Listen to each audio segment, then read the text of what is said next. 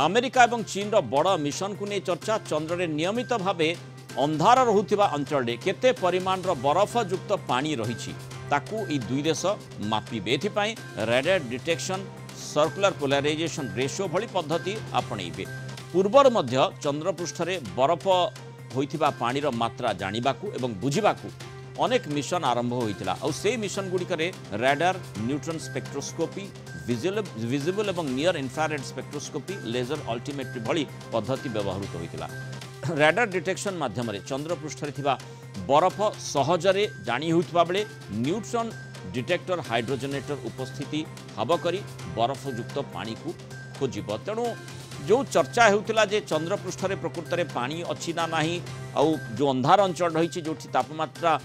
अतिशय minus degree को जाए सेठी स्वाभाविक भाव में बरफ रे परिवर्तित होइछि तेणु ताकू मापिबाई दुई देश चेष्टा करते दूर सहायता केते दूर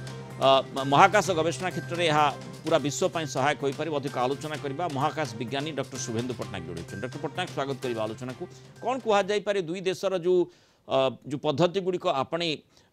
माने पानी मिसा जो बरफ को मापिबा चेष्टा केते दूर सफल हो पारिबो एवं सेथुरु कौन उपलब्धि मिली पारे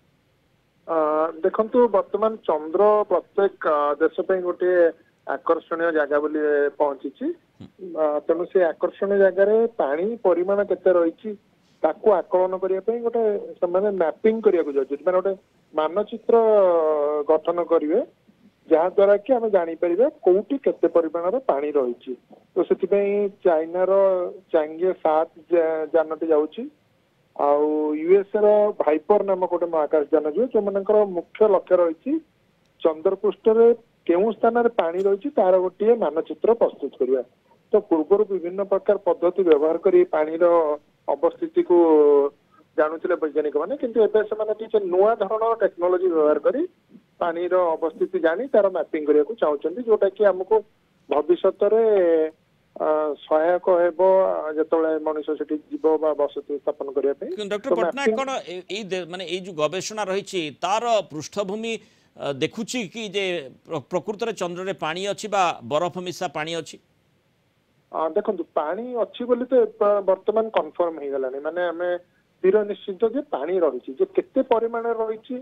कौ जगार रही वर्तमान आम चित्रण करने दरकार पड़ुछि तो से माने जो मानचित्र प्रस्तुत करेंगे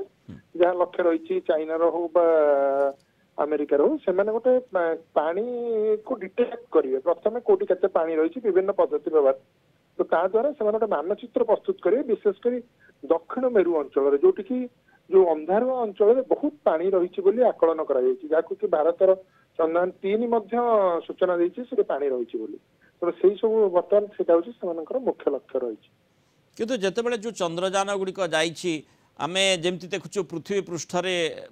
जो मात्रा पानी रही चंद्रपृष्ठ यार पृथ्वी उपग्रह किंतु से भली भाव में से मात्रा पानी संपर्क में सूचना ना केवल बरफ मिसा पानी संपर्क में बरफ रे परिवर्तित होइतिबा पानी संपर्क में सूचना रही निश्चित भाव में कारण आम जाचे चंद्रर हाराहारी तापमात्रा बहुत कम पृथ्वी तुलन कारण से वायुमंडल ना तेणु जो राति होता है से विजुक्त 100 डिग्री तलू तापमात्रा कमी जाए तेणु बरफ साधारणतः पानी बरफ पलटि पृष्ठ कौन जगह पानी संधान एपर्यंत मिली ना